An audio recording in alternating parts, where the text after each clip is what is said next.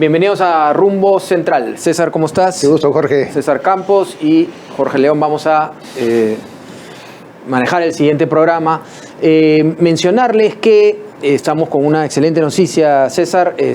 Aparte de las cableras en las que ya nos encontramos como programa, como canal de televisión, estamos con la buena noticia que ya entramos al cable Movistar, y el número 42, así que es una excelente noticia y un reconocimiento para el programa, para el canal Rumbo Minero, que ha apostado por ser el primer canal minero en el mundo. En efecto, Jorge, además destinados a crecer mucho y crecer en la audiencia de todos aquellos que se interesan, no solamente en los temas mineros, los temas energéticos, hidrocarburos y por supuesto el marco político que siempre también está presente en nuestra información. Así es, nos encontramos ya en las cableras más importantes y además, por supuesto, para poder llegar a todas las zonas mineras y no mineras también, pero a todo el territorio nacional, hay más de 280 cableras a nivel regional, de las cuales ya estamos en más del 60% y seguimos avanzando. Y creo que esto va a ser algo muy importante para comunicar bien, César, la importancia de la minería para el desarrollo del país, ¿no? Correcto, lo haremos bien. Así es. Bien, comenzando con este programa, tenemos un tema pendiente, además, para todo lo que es el nuevo gobierno de la virtual presidenta Keiko Fujimori. El tema, César, de siempre, Petroperú. Pero ahora, ¿qué va a hacer la presidenta con respecto a Petroperú? Tenemos a un especialista que ha sido expresidente nada menos de Petroperú, el ingeniero Narváez. Alejandro Narváez, efectivamente, que ha sido presidente un buen lapso en 2 oportunidades además de Petroperú, con quien vamos a tratar también esta afirmación de los representantes de Proinversión respecto a la autosostenibilidad que tendría la empresa petrolera estatal hasta al año 2032, si se cumplen, por supuesto, ciertos requisitos. Veremos qué nos dice el doctor Alejandro Narváez al respecto. ¿Y qué más tenemos, César? Alejandra Aramayo, que es abogada, ex congresista de la República y que se ha especializado también en todos los temas relativos al desarrollo minero. Hablaremos con ello, efectivamente, como dice Jorge, en la perspectiva ya de un nuevo gobierno que sin duda alguna será el de la señora Keiko Sofía Fujimori. Muy bien, vamos primero a un informe de nuestro equipo, el equipo Rumbo Minero, y regresamos con las entrevistas. ¿Podrá Petroperú dejar de depender del Estado y sostenerse por sí sola hacia el 2032? Esa es la meta de la reestructuración que impulsa Proinversión para transformar a la petrolera estatal en una empresa financieramente autosostenible. El desafío es grande. En los últimos años, Petroperú recibió respaldo estatal por más de 17.000 millones de soles entre aportes de capital y garantías financieras. Como parte de su recuperación, la empresa recibirá una línea de financiamiento de hasta 2.000 millones de dólares. El primer desembolso de 500 millones permitirá comprar crudo y asegurar la operación de sus refinerías. Pero la estrategia va más allá del financiamiento. El plan contempla atraer capital privado, implementar una nueva gobernanza corporativa y reorganizar activos para mejorar la eficiencia y la rentabilidad. Los primeros resultados muestran señales favorables. A mayo de 2026, Petroperú registró una utilidad neta de 248 millones de dólares y cumplió con el pago de intereses de sus bonos internacionales. La apuesta es que Petroperú recupere la confianza en inversiones y acceda a financiamiento sin respaldo estatal. La gran interrogante es si estos avances serán suficientes para que en 2032 la empresa pueda competir y sostenerse con recursos propios. Bien, nos encontramos ya en nuestros estudios con el señor Alejandro Narváez, expresidente de Petroperú. Alejandro, ¿cómo estás? Bienvenido a Rumbo Minero nuevamente. Buenos días, encantado. Cuéntanos un poco, hemos visto este proceso de reorganización, han habido cambios, luego ya de su salida, han habido cambios, han habido nuevas ideas. ¿Cómo ve las cosas en lo que es Petroperú hoy en día? Bueno, yo creo que tengo buenas noticias. La noticia es que el año 2026 está ganando dinero. Exactamente los datos que tengo ahora, el primer trimestre y el primer cuatrimestre, 208 millones de dólares de utilidad neta. Claro, pero los peruanos siempre se preguntan lo mismo, ¿no? Lo que usted dice es, ok, ya estamos en azul, pero hay una deuda. Exactamente. ¿No? Bueno, lo que hemos hecho durante el año 2025 es sentar las bases. Hay un plan quinquenal que yo dejé hasta el año 2030. Y creo que se está siguiendo ese plan, y yo tenía las cifras claramente fijadas de que este año sería un poco digamos, la recuperación de lo que teníamos los años anteriores. Hay una pérdida de 2.000 millones de dólares aproximadamente, deuda en torno a 7.000 millones. Pero aún así creo que las noticias que tenemos es que la empresa está caminando bastante bien. Yo no sé si ese proceso de fragmentación en corto tiempo dará buenos resultados, por lo que sí está claro que la empresa está recuperando. Se refiere a los bloques patrimoniales que se han Exactamente, eso es lo que tiene en planes el Proinversión.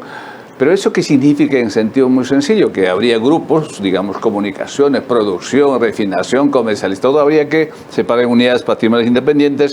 La pregunta es, ¿qué se hace con ellas? ¿Se da en una concesión? ¿Se hace, se privatiza? No sé. Sí, porque el objetivo general es atraer el capital privado que pueda participar. De hecho, hay una ley que permite que el 49% del capital debiera venderse a privados, pero en las condiciones actuales pues es un poco difícil, ¿no? Aún así, Alejandro, el doctor Ángel Delgado, que está a cargo de Proinversión en el capítulo referido a la reestructuración y también ver los pilares del refinanciamiento de Petroperú, ha dicho que la autosostenibilidad está garantizada al año 2032, coincidiendo plenamente en que si sigue este proceso de acumulación de utilidades va a tener un respiro. La pregunta es si los 2.000 millones de dólares que se han inyectado a través del aporte del Estado va a ser el punto final para luego apalancar esas líneas de financiamiento y, en segundo lugar, para liquidar las deudas a las cuales se había referido Jorge. En realidad no es un aporte, es un préstamo que va a tomar Petroperú. Correcto. Y es una operación que está siendo lentamente trabajada porque es un proyecto muy grande que seguramente en un par de meses se habrá luces de cómo se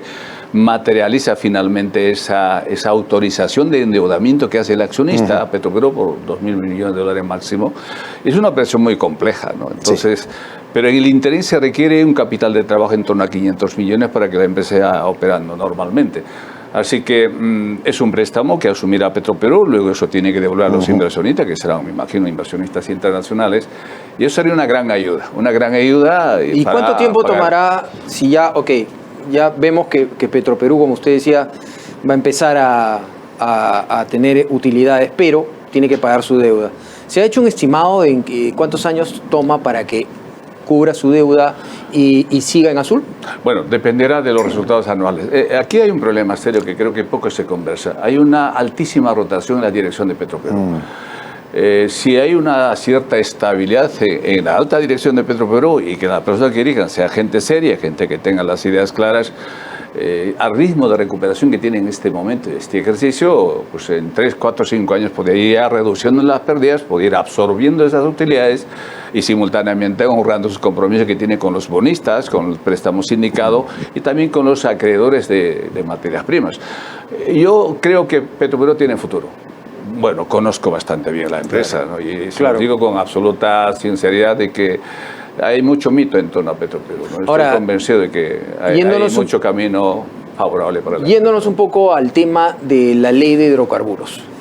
Hemos leído de que en antiguos tiempos la ley de hidrocarburos peruana era un ejemplo para algunos países que querían volverse petroleros. Y nosotros nos hemos quedado en esa antigua ley, y esa antigua ley no permite que tengamos inversionistas de una manera mucho más desarrollada o que haya mayores inversiones en exploración, porque muchas veces preguntan, ¿es Perú un país petrolero? Y no sabemos responder porque no hay mucha exploración. Entonces, esa ley de hidrocarburos, ¿qué se tiene que hacer? Ahora que va a haber un nuevo Senado, un nuevo Congreso, ¿qué se tiene que hacer con esa ley de hidrocarburos? Hay dos palabras que están rotando en los ambientes políticos y algunos académicos: seguridad y soberanía energética. Desgraciadamente esos conceptos de nuestro país están totalmente olvidados. La ley de hidrocarburos tiene que ser revisada, reformado integralmente. No hay política energética, nuestra matriz energética es absolutamente desfasada. Solo el 4% de las energías renovables compone todo el tema de consumo energético en el país. Básicamente nosotros descansamos energía de origen fósil, gas y petróleo. Es nuestra, digamos, es el motor de la economía peruana. Hidroeléctrica tiene un componente importante. Pero hay otra mala noticia. La mala noticia es que las reservas de gas del lote 88 y del 56 están en una clarísima declinación. Datos al canto. Información de Osindarmín. El lote 88 tiene reservas probadas al ritmo de producción actual para 18 años. El lote 56 para 6 años. que es para exportación. Entonces la situación es preocupante y no hay, lo has dicho muy bien Jorge, que no hay promoción de la inversión. Y esto pasa también por el tema de alta rotación en Perú Petro, que es la entidad que debiera encargarse de promover la inversión privada. Lote 192 parado, lote 64 parado, hay una pelea, una pugna permanente en la dirección de Perú Petro. Todo eso genera desconfianza de los inversionistas que debieran venir, que podían venir a nuestro país tranquilamente, ¿no? Hace poco tiempo entrevistamos a un PhD que es de la Universidad de Oxford, habita allá en Inglaterra y es un experto en hidrocarburos, el doctor José Carlos Valera, a lo mejor usted también lo conoce. José Carlos nos decía algo muy interesante: no nos preparamos para un mundo sin petróleo, y esto lo decía a propósito del tema de la crisis del estrecho de Hormuz, que ahora por lo menos hay una viabilidad de solución y los impactos que podía tener en los mercados internacionales. Pero su aseveración nos deja pensando a veces, cuando uno habla de la transición energética, en qué momento vamos a hacer el quiebre de la independencia del petróleo y de los fósiles para pasar totalmente a la energía renovable. Es un mito también decir que está a la vuelta de la esquina, y Gustavo Petro, el presidente de Colombia, fue el que primero en sembrar ese mito aquí en América del Sur. Sí, yo creo que la proyección que hace la OPEP al año 2050 es que vamos a seguir consumiendo energía de origen fósil, carbón, gas y petróleo. Y eso va a ir en aumento, y la demanda mundial es creciente, por lo tanto debiéramos un poco seguir esa tendencia. Nosotros somos un país importador neto, lo más golpeados con esta crisis de Hormuz es básicamente Chile y Perú, y no nos estamos preparando para eso, ¿no? ¿Qué hubiera pasado si, por ejemplo, tuviéramos una ley a largo plazo, un plan a largo plazo? Nos pasa en todo, César, ¿no? En la política, que tú eres un experto, nos pasa en todo en el Perú, ¿no? No tenemos nada a largo plazo. Y es más, en un solo gobierno, después de haber tenido 8 presidentes en 10 años, en un solo gobierno se cambia de cabeza de Petroperú, de cabeza de Perú Petro, se cambian 5 o 6 veces, como bien dice, ¿no? Y los mandos medios. Entonces, ¿qué hubiera pasado, para que los peruanos puedan entender un poco más? ¿Qué hubiera pasado si esos 200, pues nosotros producimos 40.000 barriles de petróleo diarios, pero consumimos 250.000 o un poco más? Un poco más. Ya. Entonces, ¿qué hubiera pasado si nosotros hubiéramos tenido nuestro propio recurso? ¿Hubiéramos podido manejar mejor la crisis de Irán y Estados Unidos? Totalmente, totalmente. No tendríamos el galón de gasolina que tenemos ahora a 26 soles. Podríamos estar manejando en torno a 14, 15 soles. No habría una sangría de divisas. Nuestra balanza comercial sería mucho mejor. Es decir, tendría una serie de ventajas, ¿no? O sea, se hubiera protegido más al consumidor. Por supuesto que sí. La inflación no estaría en torno a 4.2% que es actualmente, podríamos estar en torno a 2 o 3%, deberíamos estar en ese rango meta que fija el Banco Central de Reserva. O sea, duramente golpeado el Perú con este tema de la subida del petróleo. Y no hay visos, César, Jorge, de que el petróleo baje. O sea, la guerra no está resuelto. No está resuelto. Entonces, probablemente esta guerra continúe después de agosto, que es la fecha límite para que se pongan de acuerdo. Y si el precio del barril de petróleo gira en torno a $100 el barril, o incluso más, aquí vamos a ir pagando más de 20 soles el galón de gasolina, y eso dispara la inflación, porque toda la economía increíblemente se mueve en base a la energía, fundamental de energía de origen fósil. Y eso no somos conscientes. Por eso que renovar la ley de hidrocarburos es urgente. Esperamos que este próximo Congreso tome cartas en el asunto, ¿no? Ahora, la planta de Flexicoking, la refinería de Talara, va a volver a entrar a un proceso de revisión, de ajuste. Sí, yo recuerdo mucho que usted nos advertía de que era presidente, de que esto iba a ocurrir, que no nos alarmáramos, pero bueno, es un periodo de 90 días que en todo caso para el procesamiento del crudo pesado va a ser pues algo bastante difícil a veces de soportar. ¿Qué tanto impacto va a causar este arreglo, vamos a decir, de la Flexicoking? Se nos ha dicho inicialmente que nuestra refinería es una refinería versátil, que puede refinarse crudo pesado y crudo liviano. Bueno, algo de eso es verdad. Pero esta unidad, que costó muchísimo dinero, mucho más que las otras unidades, siempre tiene problemas. Nos han dicho que actualmente tiene puntos calientes. Esa podría ser el argumento por el que entra ahora actualmente parada y seguramente en revisión. Eso preocupa. Eso preocupa. No sé si tiene suficiente capital de trabajo actualmente Petroperú, creo que no, para también encarar esos problemas, porque eso va a generar un problema serio para el suministro local. Pero al margen de eso, estos cambios continuos también hacen daño a la empresa, ¿no? Entonces, yo creo que nos falta un poquito más de madurez, de seriedad, lo que dice el doctor, que si hubiésemos hecho esto, nuestro escenario sería diferente. Me preocupa mucho los cambios que están dándose actualmente en Petroperú. De los exgerentes están siendo invitados al retiro, despidos, ni siquiera retiro, despidos. Parece como un ajuste de cuentas personales, ¿no? Parece que fuera cosa de grupos. Es peligrosísimo. Y es peligroso, claro. Porque, por ejemplo, estoy informado de que el área de seguros, que es un área sumamente importante de Petroperú, estaba antes adscrita a la gerencia financiera, o debiera estar en la gerencia de administración, actualmente lo pasaron a legal, no sé cuál es la razón. Hay un tema pendiente con Mapfre, de una deuda de 432 millones por el tema del COVID, que se atrasó en la construcción de las unidades auxiliares en el año 2020-21. Recién en el año 2025 se activó esa demanda, la misma que fue admitida por el juez, y hasta ahora está parada, no se recupera ese dinero que se perdió por el tema del COVID. En fin, hay una serie de cosas que están ahora muy raras, ¿no? Pero por otro lado hay mucha gente que está muy convencida, ¿no? Economistas, algunas personas, y que primero se debe cerrar, ya usted lo sabe, ¿no? Usted es contrario a eso. Y segundo, que Petroperú se volvió hace muchos años una agencia de empleo y que se tiene que, digamos, adelgazar la empresa hablando de personas y poner personas que dicen que hay demasiada gente y que ganan demasiado. Ahora, eso de ganar demasiado es relativo, ¿no? Porque si tú quieres mejores técnicos, mejores personas, vas a pagar más. Vas a pagar más, pero mucha gente habla sobre esta gran planilla que además se ha agrandado en gobiernos como el de Humala, en otros gobiernos, y se sigue agrandando. Entonces también parece una agencia de empleo. ¿Qué se tiene que hacer con esto? Bueno, es muy simple. Mirar un poco la estructura de costos donde había que poner la tijera. Si el capítulo recursos humanos es abultado, habría que cortarla. Usted cuando fue presidente de Petroperú, ¿qué idea le dio de lo que usted veía? Había un mandato, el decreto 013, si mal no recuerdo, que nos decía de que ustedes tienen que reducir en 30% costos y gastos. Exactamente lo que hicimos eso. Hemos honrado al pie de la letra ese mandato, y por eso que el año pasado cerramos en EBITDA positivo, el 2025 positivo, que esto es un dato que pocos difunden. Y luego este año se está encaminando. Es resultado de todo un plan de trabajo que hemos desarrollado durante todo el ejercicio 2025. O sea, si hay que echar gente, se echará gente, ¿no? Debiera hacerse. Si hay un exceso de gastos que no justifican que la productividad en Petroperú no está a la altura de los tiempos y a la remuneración que se da, evidentemente había que tomar medidas. Creo que no es el caso, no es el capítulo más importante. Hay otros aspectos que me parece... Creo que el tema de la eficiencia es fundamental. Creo que el tema de el gasto en lo que es las personas, o sea, los empleados, es el 5% nada más. Nada más, en torno al 5,5% en la estructura de costos, y comparado con otras variables que son mucho más importantes dentro de la estructura general, pues definitivamente no es tan significativo, ¿no? Uno podía tranquilamente atacar ese lado, pero como eso no tiene ningún impacto en el resultado final. Una empresa que factura 4.000 millones de dólares, pues no representa Doctor nada. Narváez, entra el nuevo gobierno, todo hace pensar, bueno, las cosas razonables que uno pone sobre la mesa en la proyección política, que Keiko Fujimori va a ser investida como la nueva presidenta de la República. Estamos a la espera de la proclamación oficial. ¿Qué es lo primero que debe hacer el nuevo gobierno de la señora Keiko Sofía Fujimori frente a Petroperú?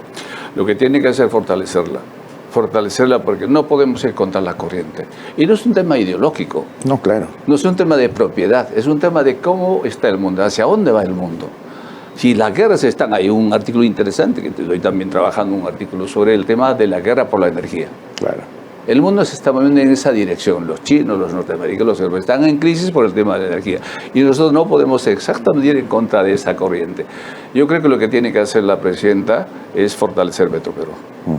Y nombrar personas competentes, personas probas, personas con experiencia, pero también personas con una solvencia moral comprobada. Correcto. Competentes y permanentes, además. Permanente, que hay que Para hacer que no haya... Ya no puede haber estos cambios continuos. Totalmente. Que hacen daño no a los que trabajan en Petroperú, sino básicamente a la economía en general, ¿no? Sí. Porque Petroperú, quieras o no quieras, con esto termino, Jorge, sí, tiene una cuota de participación en torno a 30%, es que mueve la economía, no es cualquier empresa. Si hubiese 10%, como que es irrelevante, pero un tercio del mercado de hidrocarburos se mueve con Petroperú, y entonces ignorar eso, peligroso.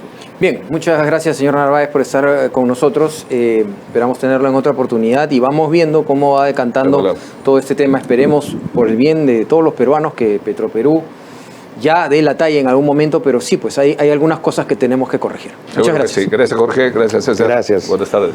Bien, antes de irnos a la pausa, quisiera recordarles, entra usted a www.expominaperú.com. Es la gran feria de la minería del 9 al 11 de septiembre. Tendremos acá en Lima, Perú, la quinta feria más grande del mundo en cantidad de stands, 1.250 stands. Su nombre es Expomina Perú. Puede entrar usted a www.expominaperú.com y separar su stand. Quedan pocos stands, pero será una gran fiesta de la minería con más de 120 charlas en 3 días. Muy bien, vamos a una pausa y regresamos. Expo Mina Perú, Gran Feria Minera en septiembre. Separa tu stand en la feria minera más grande del Perú. Expo Mina Perú 2026, el gran punto de encuentro de la industria minera. Más de 1.250 stands, 80.000 asistentes y 9 foros internacionales que abordarán temas claves del sector y los proyectos mineros más importantes de América. La feria minera peruana top 5 mundial según análisis de Ipsos. Haz negocios con el sector minero. Separa tu stand en www.expominaperu.com. Entérate de todo sobre el sector minero, entrevistas, informes y mucho más en Rumbo Minero. Visítanos en rumbominero.com y escanea el QR para seguirnos en nuestras redes sociales. Somos KSR Global, expertos en gestión de talento. Creemos en el poder de las personas para transformar organizaciones. Las grandes operaciones se sostienen en líderes que toman decisiones clave cada día. Desde gerencias, jefaturas y especialistas, identificamos el talento ideal para los desafíos de la minería y otras industrias de alto impacto. Identificamos líderes con visión, compromiso y capacidad estratégica para impulsar el crecimiento de organizaciones que apuestan por el futuro. Bien, nos encontramos ya en nuestros estudios con la ex congresista Alejandra Aramayo. Bienvenida nuevamente a Rumbo Minero. Jorge, felicitaciones. César, un abrazo. Gracias. Sé que debutan ya en plataformas Movistar. Es bueno tener espacios para hablar temas que son además identitarios nacionales como la minería y todo lo que hay en torno a ellos. Así que estoy contenta por ustedes. Muchas gracias. Usted como ex congresista ha podido ver las brechas de desigualdad, las brechas que nos duelen a todos los peruanos, pero que con una receta queremos siempre tratar, y se ha logrado desde el segundo gobierno de Alan García, se ha logrado bajar la pobreza, digamos, en porcentajes muchísimo. Ahora, hemos visto un país dividido en estas elecciones, ¿no? Un país que también a veces vota de una manera que para algunos puede parecer muy radical, pero dentro de ese radicalismo existen los súper radicales, pero existen también otros que están quejándose de que no llegan las cosas, ¿no? Y esto también tiene que ver con la regionalización mal hecha, con todo un montón de problemas que tenemos.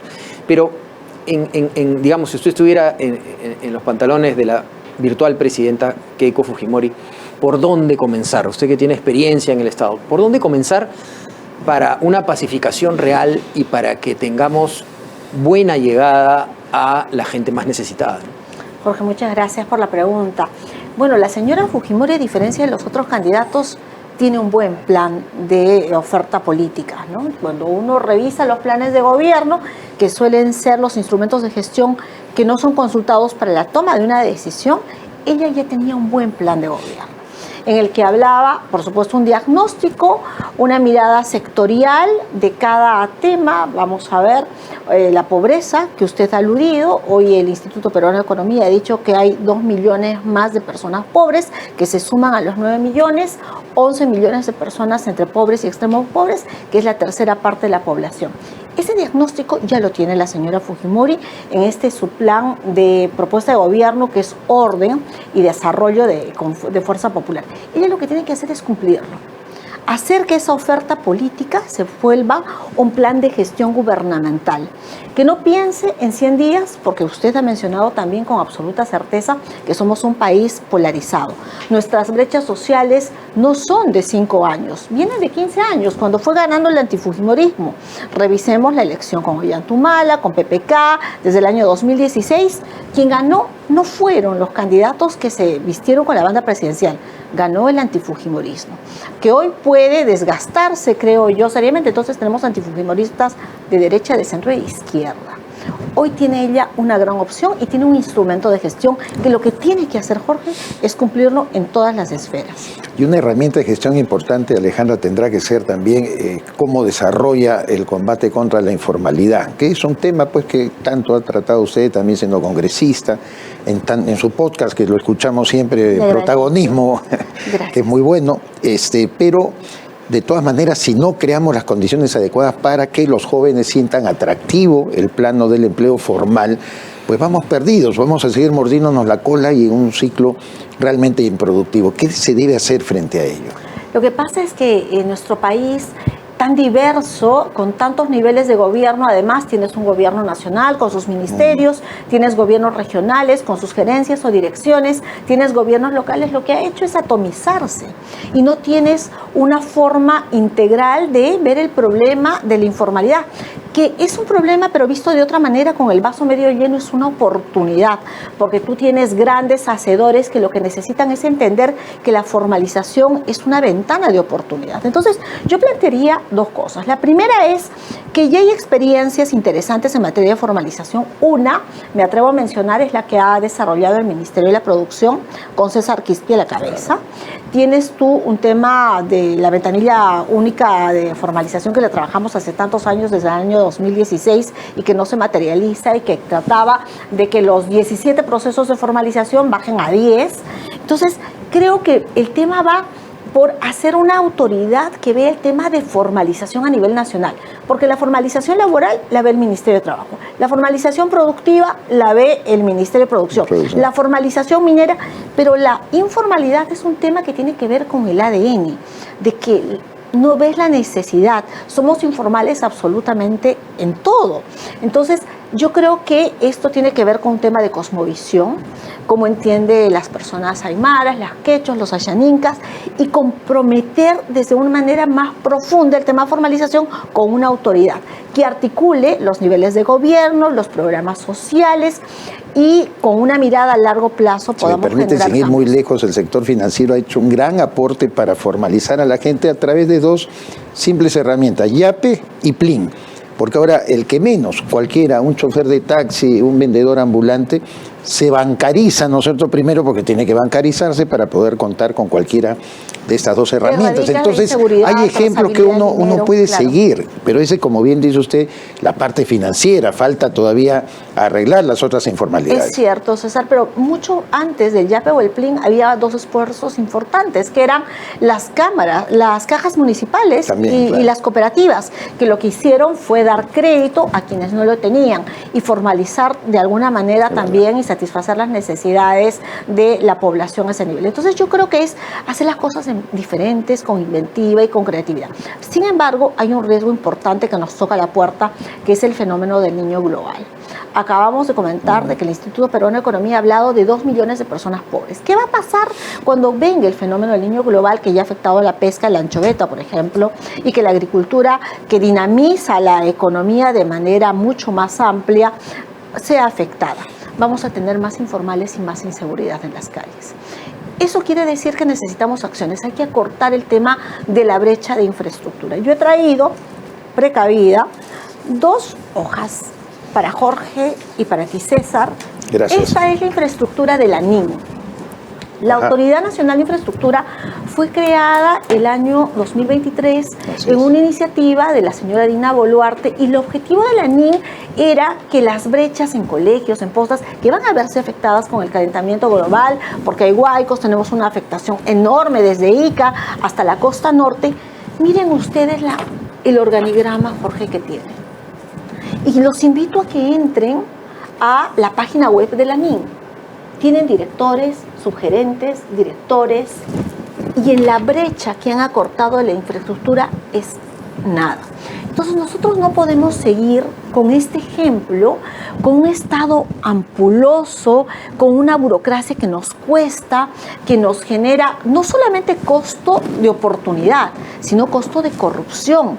Los proyectos tan grandes, Majesiguas 2, 40 años, no se materializa, Chavimochic, vamos a ver el tema en el norte, que son proyectos productivos que en fechas como estas, cuando el fenómeno del niño costero, que desaparece y vuelve para la temporada de verano próxima, cuando es una campaña agrícola, o este niño costero global, hemos podido contener con infraestructura de riego, con reservorios. Tenemos la experiencia del incanato, que ha sido rica y profunda, pero no hemos avanzado nada casi hace 200 años de la República. Entonces, creo que cosas como estas, si me preguntaba Jorge, hay que cambiar. La señora Fujimori tiene que hacer un Estado más plano, menos burocrático y con menos procedimientos. Ahora, cambiando un poco de tema, el tema de las inversiones nacionales, que son muy importantes, e internacionales, han sufrido. Usted nos ha acompañado en varios eventos mineros. Es cierto.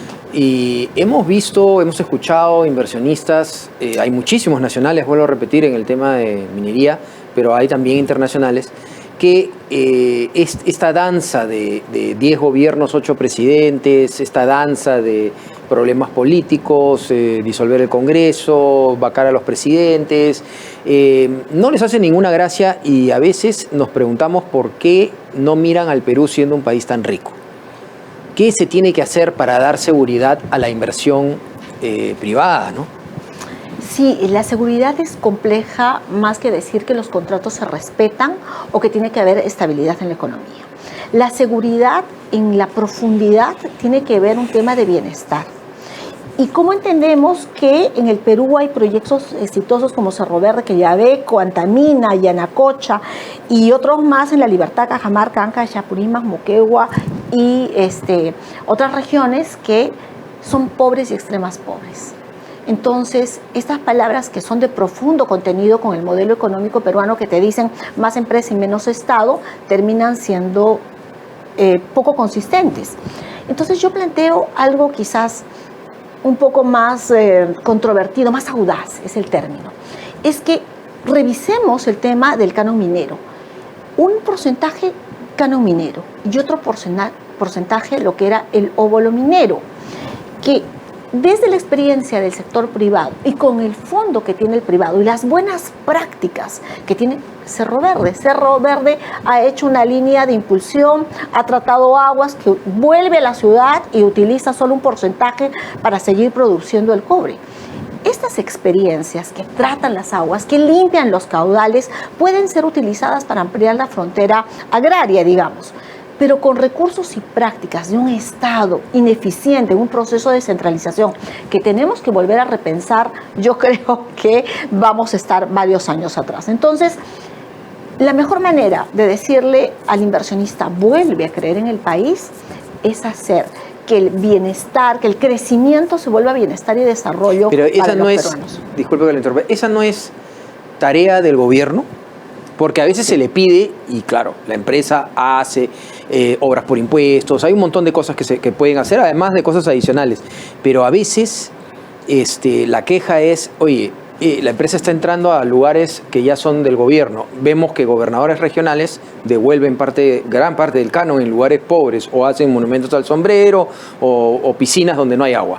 Entonces, el hecho de que la empresa se dedique, no solamente lo que debe hacer es pagar a tiempo, ¿no? Pero el tema es, el gobierno no llega a esas zonas. O sea, no es menos gobierno, yo creo que es menos gobierno y más empresa para lugares como Lima, por ejemplo, pero lugares donde no llega el gobierno, tiene que haber más gobierno, tiene que llegar el gobierno y tiene que ayudar a ejecutar. ¿Qué piensa usted, por ejemplo, del Ministerio de Infraestructura y achicar los ministerios? Bueno, la respuesta que infraestructura no se hacía es el ANIN o estos modelos gobierno a gobierno que se han venido ejecutando y que toda la plataforma de ejecución de obras ha seguido incólume. O sea, es burocracia que mantienes por no hacer. Y yo discrepo, Jorge, con usted. Nosotros necesitamos de los buenos empresarios para que las prácticas que tienen en el sector privado sean parte de un engranaje de virtualidad. Nosotros necesitamos de que el CADE sea escuchado por alcaldes. ¿Usted sabe qué pasa, por ejemplo, con los sistemas de administración de los municipios? Tienen sistemas como trámite documentario, logística, presupuesto. La administración pública está formada por 11 sistemas.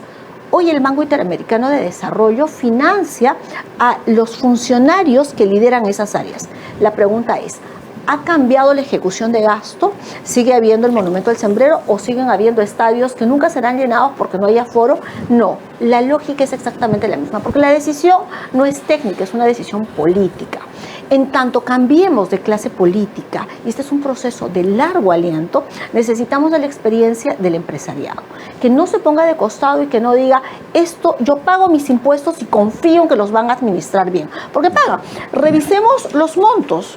Mire usted, la pobreza que tiene en este momento La Libertad es 19.7, o sea, de cada 100 personas extremas pobres son 19.7.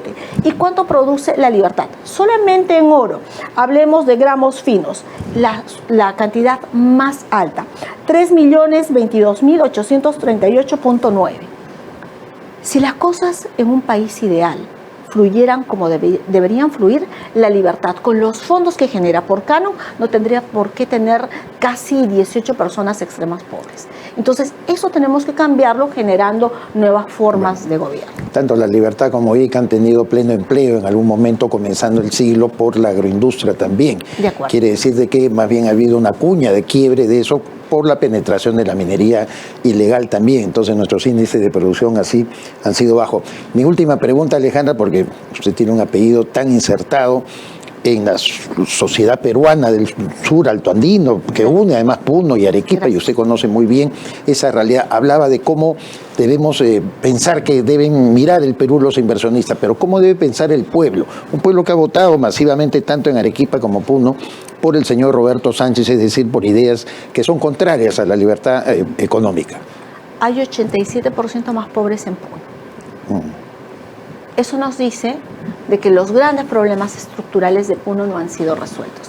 Y si la señora Fujimori quiere volver a Puno de acá a 2 años y medio, yo creo que debería empezar a trabajar desde Bolivia, nombrar a un diplomático político de carrera que entienda la idiosincrasia del surandino, porque recordemos que Bolivia fue el Alto Perú, fuimos una gran confederación. Claro. Y hoy lo que sentimos es amenazas a través de los ponchos rojos u otras formas que lo que han hecho es alienar a gran parte de la población aymara, que es una población comerciante por antonomasia. Entonces, no hay fórmulas sencillas, claro. Hay creatividad, hay una mirada muy holística del país y pensando que no le quedan a la señora Fujimori 5 años de gestión.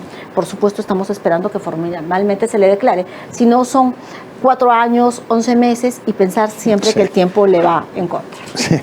Muy bien, muchas gracias como siempre Alejandra por venir a nuestro programa y ahora canal Rumbo Minero. Los felicito, espero visitarlos más seguido. Muy bien, vamos ahora, antes de una pausa comercial, a recordarles que la revista líder de América es Rumbo Minero, www.rumbominero. Si usted es proveedor o quiere ser proveedor, ingrese a www.rumbominero.com y va a poder acceder a todos los paquetes y por supuesto a las noticias y a la revista que hemos preparado. Vamos al programa, al bloque de Iván Arenas. Vamos a escucharlo a Iván Arenas. Adelante. Gary Chiroque es un teniente del ejército peruano que actualmente está siendo acusado de corrupción y sobre todo de fraude en Patás. ¿Qué está sucediendo en Patás? ¿Qué está sucediendo con este teniente oficial del ejército al quien ha capturado porque estaría extorsionando, estaría siendo parte de una banda criminal? Curiosamente, el señor Gary Chiroque, oficial del ejército, es, dicho sea de paso, jefe de inteligencia del famoso Comando Unificado de Patás. Imagínense ustedes, el Comando Unificado de Patás, es decir, el comando que llegaba a poner orden y seguridad en Patás, una zona convulsa por la minería ilegal.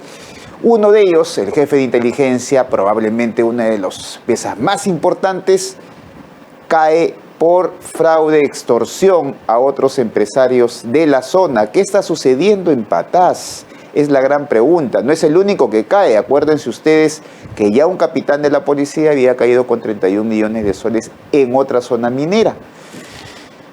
Ahora tenemos al señor Gary Chiroque y además tenemos varias denuncias, tanto de policías como de malos efectivos del ejército peruano que serían parte de este comando unificado.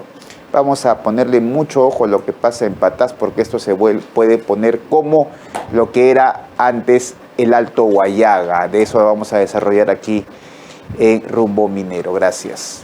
Del 9 al 11 de septiembre, vuelve Expomina Perú 2026, la feria minera más grande del Perú. Según análisis de Ipsos 2026, Expomina Perú se posiciona dentro del top 5 mundial de eventos mineros por número de stands de exhibición. Expomina Perú, presidido por el ingeniero Roque Benavides, reunirá a las principales personalidades del ámbito público y privado en foros y congresos de nivel internacional.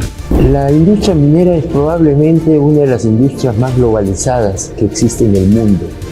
Y por lo tanto, el Perú, que es un jugador importante en la exploración, en la producción minera, es un país que atrae a muchos inversionistas. Expomina Perú se ha posicionado como una de las ferias, conferencias más importantes en nuestro país. En esta edición, Expomina Perú presentará American Mining Summit, la octava cumbre internacional de minería de las Américas, presidida por Carlos Castro, gerente de asuntos corporativos para América del Sur de Glencore. Hemos preparado un programa robusto, con líderes empresariales, autoridades gubernamentales, expertos técnicos y organismos internacionales.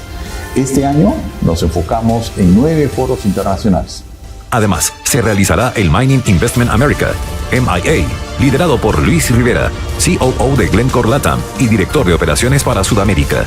Este espacio reunirá a los CEOs de las principales compañías mineras de la región, quienes presentarán sus proyectos y ampliarán las oportunidades de negocio. A ello se suman las conferencias internacionales de la Sociedad de Minería de Estados Unidos, SMI, y del Centro de Estudios de Cobre y la Minería, CESCO, que a la vez realizará la Gran Cena CESCO, con los principales líderes mundiales del sector. Esto va a ser un hito importantísimo en el sector minero peruano y en el sector minero de toda América. Los invitamos a estar con nosotros en la gran feria Expomina. Si usted es proveedor o quiere ser proveedor, separe un stand en expominaperú.com.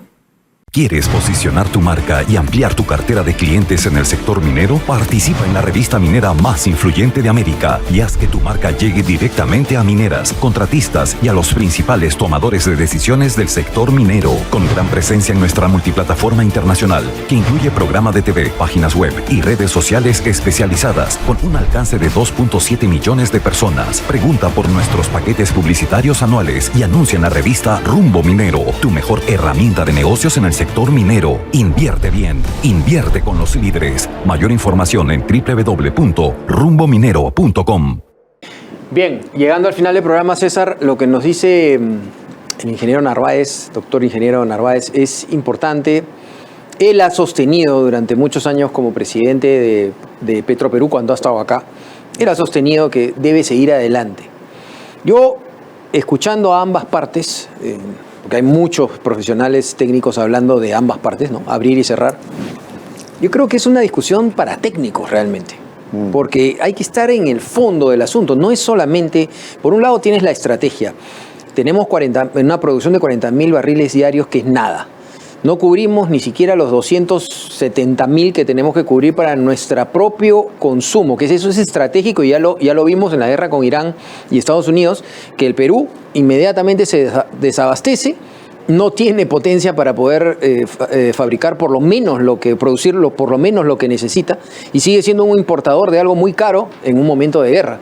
Y como tú bien le planteaste, sin el desarrollo de proyectos de exploración, que es lo que se ha pedido hace más de 20 años, desde el inicio del siglo, que estamos tratando de presionar para que esos proyectos se pongan en valor, porque de otra manera, y en efecto, como también le recordamos al ingeniero Narváez lo que nos dijo José Antonio Valera en la entrevista que le hicimos, vamos a seguir dependiendo del petróleo todavía por un ciclo bastante amplio. Eso de que el tránsito es un salto, así como decía este señor Gustavo Petro de Colombia, que realmente ha hecho perder la perspectiva a mucha gente, el salto en la transición energética no va a ser inmediato para dejar todos los recursos fósiles que tenemos. Así es, nada es de inmediato, las cosas se tienen que hacer con mucha preparación, y este tema del petróleo no desaparece de la noche a la mañana, definitivamente que no.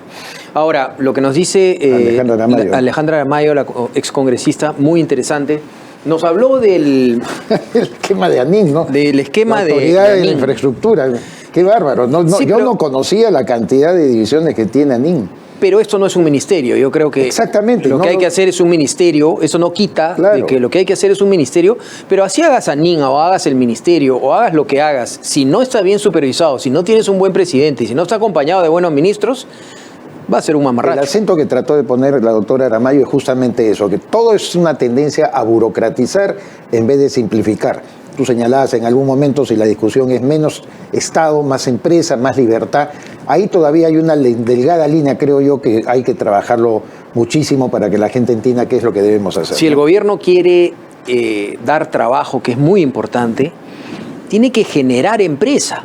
Claro. No dar trabajo dentro del gobierno, porque al final todas las entidades del Estado se vuelven agencias de empleo. Exactamente. ¿No? Y tenemos una gran cantidad de gente ganando dinero cuando no se necesita, pero eso termina golpeando al pobre nuevamente. Y que se sienten dueños de sus puestos, no quieren salir, crean 40.000 sindicatos para defenderse, dice que son derechos adquiridos, sin considerar que la economía moderna ahora tiene una enorme movilidad laboral. Creo que la gente puede prosperar avanzando, si sea en una entidad o dentro del sector privado también, donde es necesario que la gente sepa que tiene que progresar, no aferrándose a un puesto, sino en la competitividad laboral. Por ejemplo, el tema de la industrialización. No somos un país industrial y necesitamos tener una industrialización de muchas cosas. Y de repente en el sector minero también.